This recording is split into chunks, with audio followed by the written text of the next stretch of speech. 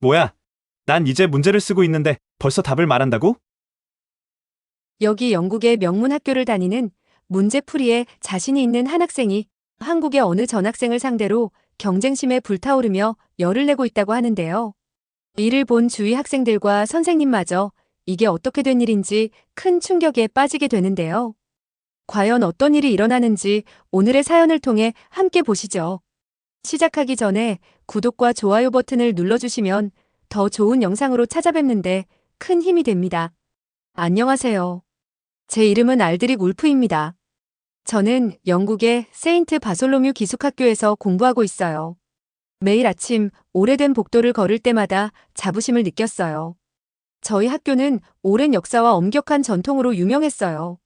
저는 언제나 대대로 전해 내려온 꼼꼼하고 한 걸음씩 나아가는 학습 방식을 믿어왔어요.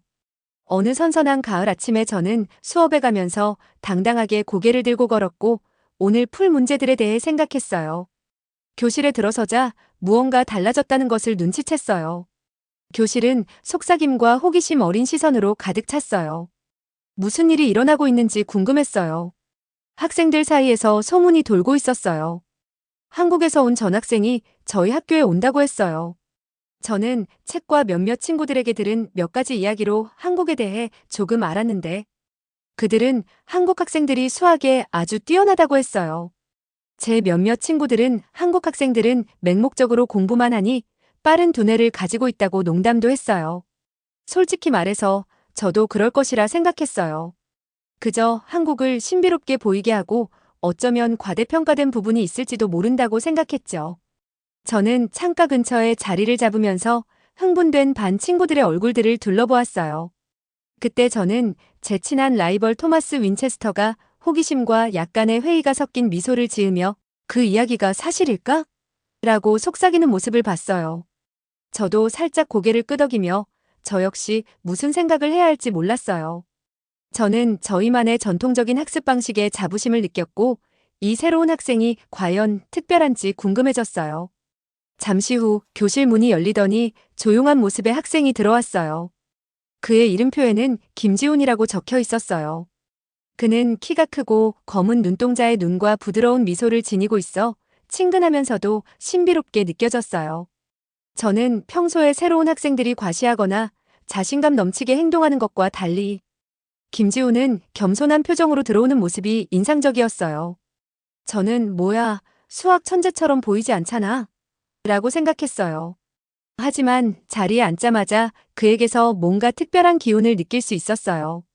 그는 마치 교실의 모든 세부 사항을 조용히 관찰하는 듯 보였어요. 처음에는 아마도 한국의 엄격한 훈련 덕분에 좋은 성적을 받았겠지라는 식으로 몇몇 학생들이 그를 깎아내리려는 태도를 보였지만 저는 그의 품이 있는 차분함에서 단순한 노력 이상의 무언가가 있음을 느꼈어요. 종이 울리자 저는 친구들과 함께 밖으로 나갔어요.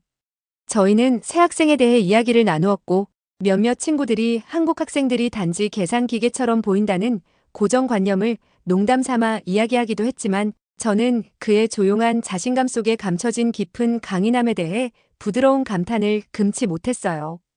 그날 김지훈의 도착은 제 마음속에 많은 의문을 불러일으켰어요. 저는 제 유산과 저희 학습 방식을 자랑스럽게 여기면서도 동시에 약간의 설렘을 느꼈어요. 처음에는 반 친구들처럼 한국에 관한 옛 이야기들을 다소 무시했지만 이제는 열린 마음으로 이 변화가 가져올 새로운 아이디어들을 받아들일 준비가 되어 있었어요. 저는 해링턴 선생님 수학 수업에 들어가면서 설렘과 긴장감이 뒤섞인 기분을 느꼈어요. 한국에서 온 김지훈에 관한 이야기를 많이 들었지만 역시 어떤 모습일지 기대와 불안이 함께 있었어요. 평소 앉던 자리로 가면서 교실에 가지런히 놓인 책상들을 바라보니 제 심장이 두근두근 뛰었어요. 오늘 해링턴 선생님께서 칠판에 아주 어려운 문제를 쓰셨어요. 오늘은 계산기 사용 금지예요라고 단호하지만 다정한 목소리로 말씀하셨어요. 저는 고개를 끄덕이며 현대의 지름길보다는 저희가 스스로 생각하며 종이에 풀어내던 전통적인 방식을 잘해보겠다는 마음을 단단히 먹었어요. 문제가 칠판에 적히자마자 교실은 연필 긁는 소리와 페이지 넘기는 소리로 가득 찼어요. 저는 제 친구 토마스 윈체스터가 찡그린 얼굴로 자신의 공책에 문제를 풀기 시작하는 모습을 볼 수 있었어요. 저도 교과서를 펴고 머릿속 정리를 하려고 애썼어요. 언제나 전통적인 영국식 학습법을 믿어왔지만 오늘은 뭔가 달라 보였어요. 저는 한쪽에서 조용히 문제를 바라보고 있는 김지훈을 흘끗 보았어요. 토마스처럼 바로 연필과 종이를 들지 않고 김지훈은 칠판만 바라보며 처음에는 아무것도 적지 않았어요. 그가 혼란스러워하는 건지 아니면 깊은 생각에 잠겨 있는 건지 궁금했어요. 제 눈은 저의 노트와 김지훈 앞에 놓인 빈 공책 사이를 계속 오갔어요. 저는 호기심과 동시에 약간의 불안함을 느꼈어요. 전통적으로 한 걸음씩 문제풀이 과정을 적어나가는 것이 노력의 증거라고 믿어왔는데, 그런데도 김지훈은 마치 이미 해결 방법을 알고 있는 듯한 차분한 모습이었어요. 그러다 믿기 힘든 일이 벌어졌어요. 불과 몇 분 만에 김지훈이 아주 천천히 손을 들었어요. 교실은 순식간에 조용해졌고 공기 중에 긴장감이 감돌았어요. 해링턴 선생님께서 고개를 끄덕이시자 지훈이는 부드럽고 또렷한 목소리로 답은 40이에요 라고 말했어요. 그 순간 교실의 시간이 멈춘 듯 했어요. 저는 주위를 둘러보니 몇몇 학생들은 숨을 삼키고 또 다른 학생들은 놀란 표정을 지었어요. 심지어 해링턴 선생님의 눈도 놀라움으로 크게 떴어요. 저는 김지훈을 똑바로 바라보지 않을 수 없었어요. 어떻게 저렇게 어려운 문제를 그렇게 빨리 풀 수 있었을까요? 저는 아마도 한국에서 너무 많이 연습했나 보다라는 생각이 스쳐 지나갔어요. 그러나 그의 말투와 차분한 눈빛 속에는 단순한 연습 이상의 무언가가 느껴졌어요. 마치 그가 평소부터 알고 있던 비밀을 조용히 공유하는 듯한 평화로운 표정이었어요. 저는 제 문제에 집중하려고 애썼지만 계속해서 김지훈의 자신감 있는 표정이 눈에 들어와 집중하기 어려웠어요. 옆자리 토마스에게 속삭였어요. 저거 봤어? 아무것도 적지 않았는데. 토마스는 믿기지 않는다는 듯 고개만 저었어요. 저는 그를 보며 감탄과 약간의 질투가 뒤섞인 감정을 느꼈어요. 저는 우리의 교육 방법으로 열심히 노력했는데 누군가는 그 모든 것을 너무 쉽게 해내는 것처럼 보여서 말이에요. 수업이 끝나고 모두가 교실을 나설 때 몇몇 학생들이 지훈이 주위로 모여 어떻게 문제를 풀었는지 물어보았어요. 저는 조금 뒤에 남아 수많은 의문들로 머리가 복잡해졌어요. 그의 문제 해결 방식이 제가 배운 모든 것과는 너무 달라 보였거든요. 급하게 풀어나가는 대신 그는 문제 전체를 한눈에 파악하고 금방 답을 찾아낸 것 같았어요. 그날 늦게 식당으로 걸어가면서 저는 그 장면을 머릿속에서 계속 되뇌었어요. 그의 방법에 대해 더 배우고 싶다는 강한 욕구가 생겼어요. 그동안 제가 가지고 있던 한국 교육에 관한 고정관념이 너무 단순했던 건 아닐까 하는 생각이 들었어요. 어쩌면 단순히 열심히 연습하는 것만이 아니라 창의력과 논리를 결합한 전혀 다른 사고방식이 있는지도 모른다는 생각이 들었어요. 식당에 도착할 무렵 저는 영감을 받았고 결심이 굳어졌어요. 배울 것이 참 많다는 것을 깨달았어요. 문제를 풀어가는 새로운 방식을 탐구해보고 싶다는 설렘이 제 마음을 가득 채웠어요. 어쩌면 저도 김지훈과 함께 협력하여 제 실력을 더욱 향상시킬 수 있을지도 모른다는 상상을 하게 되었어요. 이 색다른 수학 수업은 저에게 중요한 교훈을 안겨주었어요. 때때로 새로운 아이디어는 예상치 못한 방식으로 다가온다는 것을요. 김지훈의 차분한 자신감과 독특한 접근 방식은 제 신념에 도전했어요. 예전에는 한국 교육의 강점을 의심했던 제가 오늘은 그가 문제를 푸는 방식에서 뭔가 정말 특별한 점을 보게 되었어요. 그래서 저는 그의 방법을 더 잘 이해하려고 노력하고 어쩌면 새로운 창의적 사고방식을 배워볼 기회로 여기게 되었어요. 며칠이 지나고 오늘은 우리 학교에서 열리는 큰 수학대회 날이었어요. 저는 아주 일찍 일어나면서 설렘과 약간의 긴장감을 동시에 느꼈어요. 이 행사는 대회 우승자가 우리 학교를 대표해 전국대회에 나갈 정도로 중요한 행사라고 들었어요. 모두가 이 이야기를 나누었고 긴장감이 가득했어요. 학교 강당에 들어서자마자 평소와는 다른 분위기를 느낄 수 있었어요. 모든 학생들이 조용히 책상에 앉아 시험지가 나눠지기를 기다리고 있었어요. 저는 항상 자신감 넘치는 토마스 윈체스터 옆자리에 앉았는데 그의 눈빛에서 경쟁의 불꽃이 반짝이는 걸 보니 제 심장이 더 빠르게 뛰었어요. 해링턴 선생님께서 시험지를 한 더미 들고 들어오셨어요. 선생님의 진지한 표정을 보니 오늘 대회가 정말 쉽지 않을 거라는 걸 느꼈어요.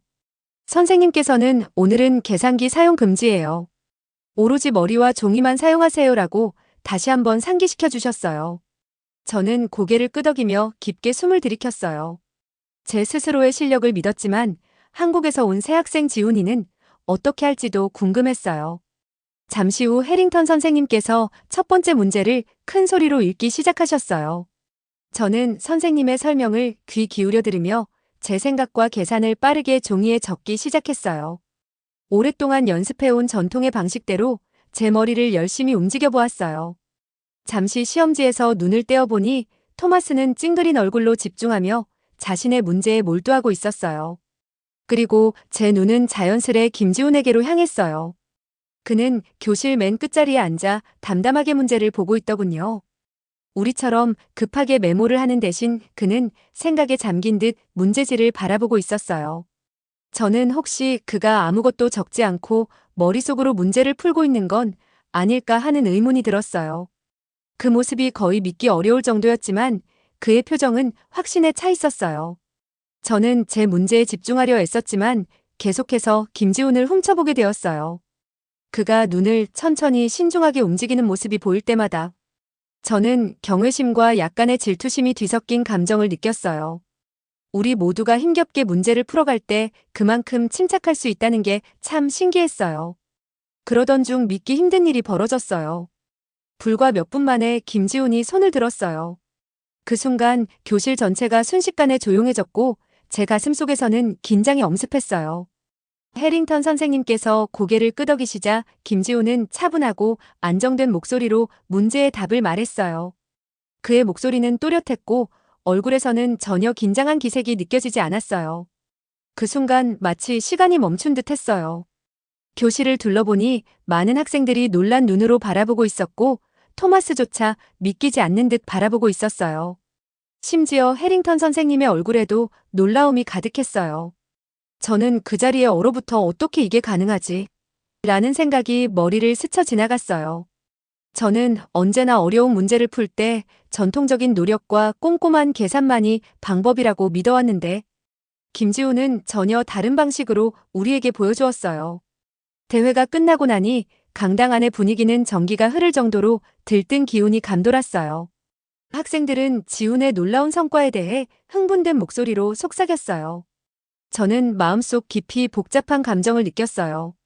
우리 학교에 한국에서 온 학생이 이렇게 새로운 아이디어를 가져다 줄 수 있다는 사실에 이상한 감정을 느꼈고, 이전에 약간 회의적이었음에도 불구하고 그에게서 배워보고자 하는 마음이 생겼어요.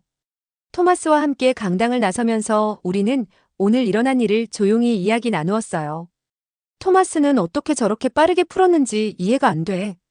마치 머릿속에서 계산기를 이식한 게 아닐까? 라고 의아해했어요. 그날 수학대회는 문제를 풀어가는 여러 가지 방법이 있다는 중요한 교훈을 저에게 안겨주었어요. 그의 침착하고 자신감 넘치는 방식은 저에게 새로운 가능성의 세계를 열어주었어요. 저는 강당을 나오면서 새로운 접근법을 시도해보고자 하는 열정과 함께 큰 영감을 받았어요. 대회가 끝난 후 제 안에서 무언가가 변하기 시작했어요. 평소 익숙했던 단계별 방식 없이 어려운 문제들을 그렇게 풀어낸 김지훈 생각이 계속 머릿속을 떠나지 않았거든요. 그날 점심시간에 저는 토마스와 몇몇 반 친구들과 함께 식당에 앉아 있었어요. 우리는 수학대회에 대해 조용히 이야기 나누었어요. 모두의 눈빛에서 흥분과 호기심이 반짝이는 걸 볼 수 있었고, 지훈의 멋진 성과가 학교 전체의 화제였음을 알 수 있었어요.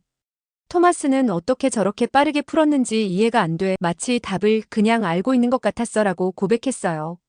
저도 고개를 끄덕이며 같은 혼란과 감탄을 느꼈어요. 그 후 오후에는 몇 명의 친구들이 도서관에 모였어요. 조용한 구석에서 책을 읽고 있는 그에게 깊게 숨을 들이쉬고 물었어요. 지훈아, 너 오늘 어떻게 그렇게 빠르게 문제를 풀었는지 물어봐도 될까? 그러자 그는 부드러운 미소와 함께 나는 문제 전체를 보는 법을 배웠어. 숫자만 보지 않고 그 뒤에 숨은 내용을 보려고 노력했어. 라고 답했어요. 그 말은 일리가 있었지만 동시에 조금 부끄러움도 느끼게 했어요.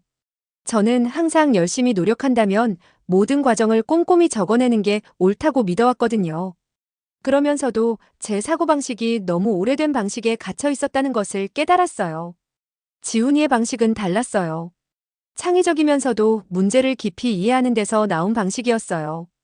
그는 이어서 한국에서는 선생님들이 문제를 퍼즐처럼 생각하도록 격려해 주셔. 먼저 전체 그림을 보고 그 다음에 머릿속에서 세부 사항을 풀어나가라고 하시지. 저는 그의 방식이 단순한 지름길이나 운에 의존한 것이 아니라 창의성과 집중력이 함께 필요한 신중한 사고 방식이라는 것을 이해하기 시작했어요. 수업 시간에 그의 답변이 그렇게 침착하게 나왔던 순간을 떠올리자 마치 제 머릿속에 불이 켜진 듯한 기분이 들었어요. 저는 나도 그 방식으로 배우고 싶어. 수학을 이렇게 생각하는 게 정말 좋은 방법인 것 같아. 라고 말하자 지훈이는 따뜻하게 미소 지으며 공부같이 하면서 도와줄게. 라며 말했어요. 이후 며칠 동안 토마스와 저는 지훈이와 함께 공부하는 시간을 가지게 되었어요. 서로 노트를 비교하고 아이디어를 나누었어요. 처음에는 대화가 조금 어색했어요. 저는 경쟁심이 강했고 토마스는 항상 최고가 되려고 했거든요. 하지만 대화를 나누다 보니 서로에게서 배우는 것이 공부를 더욱 흥미롭게 만든다는 것을 깨달았어요. 지훈의 사고방식은 우리가 배운 것을 대체하는 게 아니라 문제를 풀어가는 새로운 길을 더해주는 역할을 하는 것이었어요. 저는 또한 그에게 한국에서의 생활에 대해서도 물어보기 시작했어요. 지훈이는 한국 학교에서 있었던 일들 선생님들이 질문을 유도하고 창의적인 해결책을 격려하면서 어떻게 공부를 재미있게 만들어주셨는지 이야기해 주었어요. 그의 이야기는 자신의 문화에 대한 존경과 교육에 대한 자부심이 가득했어요. 그 이야기를 들으면서 저는 한국이 단지 엄격한 훈련과 암기 위주의 교육이 아니라 아이디어를 탐구하고 문제를 다양한 방식으로 해결하는 교육의 장이라는 것을 이해하게 되었어요. 시간이 지날수록 저는 그의 공부 모임이 기대되기 시작했어요. 토마스도 경쟁적인 태도를 부드럽게 내려놓고 지훈에게 조언을 구하기 시작했어요. 우리 작은 그룹은 서로 존중하고 우정을 쌓아가는 공간이 되었어요. 서로 다른 방식이지만 함께 배우며 더 나아질 수 있다는 것을 알게 된 거예요. 때로는 새로운 사고방식에 마음을 열면 뜻밖의 우정이 피어나고 예상치 못한 방식으로 성장할 수 있다는 것을 말이에요. 이제 저는 지훈이와 토마스, 그리고 우리 소규모 모임과 함께하는 공부 시간이 기다려졌어요. 어느 날 우리는 함께 조용한 도서관에 앉아 있었어요. 저희는 아주 어려운 문제에 도전하기로 했어요. 그 문제는 길고 복잡한 분수와 지수가 포함된 방정식에서 미지수를 찾는 문제였어요. 처음에는 평소처럼 노트를 꺼내어 깨끗한 한 장에 제가 배운 모든 단계를 하나하나 써내려가기 시작했어요.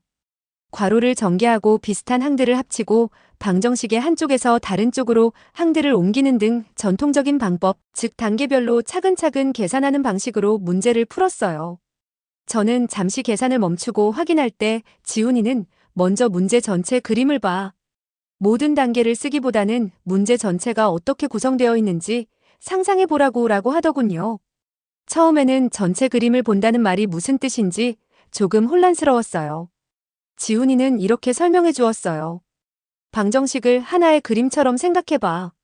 반복되는 부분, 예를 들어 비슷한 분수나 지수들을 먼저 보고 이 부분들을 모으면 어떨까? 라고 스스로 질문해봐. 모든 작은 계산을 하나하나 쓰기보다는 패턴이나 연결점을 찾아서 연결되는 방법을 찾아야 돼. 그러면서 방정식의 한 부분에서 두 분수가 공통 분모를 가지고 있는 것을 가리켜 주었어요. 이 패턴을 봐. 거의 거울처럼 닮아 있어. 이들을 함께 단순화하면 많은 계산을 줄일 수 있어. 필기하던 토마스도 고개를 끄덕이며 동의했어요. 잠시 눈을 감고 전체 방정식을 머릿속에 그려보았어요. 반복되는 숫자와 기호에 집중하면서 몇몇 항들이 반복되고 있음을 발견했어요. 그리고 방정식에 제가 이전에 몰랐던 대칭성이 있다는 것도 알아차렸어요. 그 후 눈을 뜨고 새로운 종이에 문제를 다시 써내려가기 시작했어요. 그러자 마치 퍼즐 조각들이 하나씩 맞춰지는 것처럼 복잡했던 방정식이 점점 깔끔하고 정돈된 모양으로 바뀌기 시작했어요.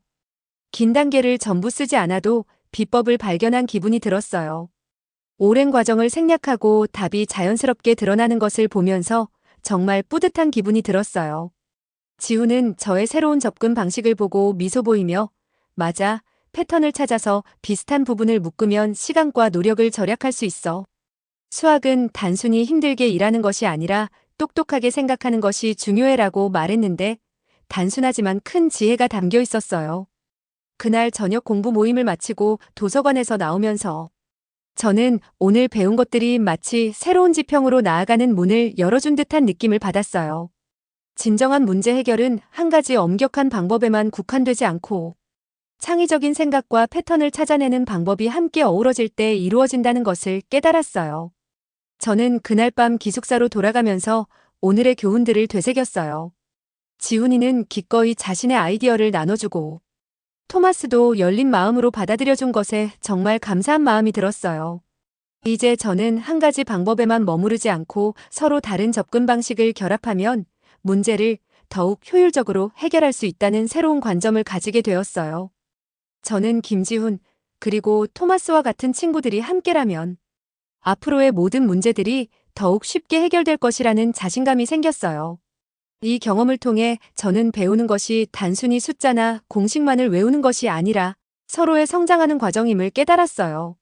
학교 복도를 걸으면서 저는 마음속에 기대와 희망이 가득 차 있는 것을 느꼈어요. 지난 몇 주 동안 저희 스터디 그룹은 많이 성장했어요. 우리는 매일 수업 후에 모여서 서로의 생각을 나누고 어려운 문제들을 함께 풀면서 즐거운 시간을 보냈어요. 이제는 그 시간들이 저에게 새로운 배움의 문을 열어준 듯한 기분이 들었어요. 우리 모두는 서로를 존중하며 함께 나아갈 때 진정한 배움과 성장이 이루어진다는 것을 다시 한번 느꼈어요.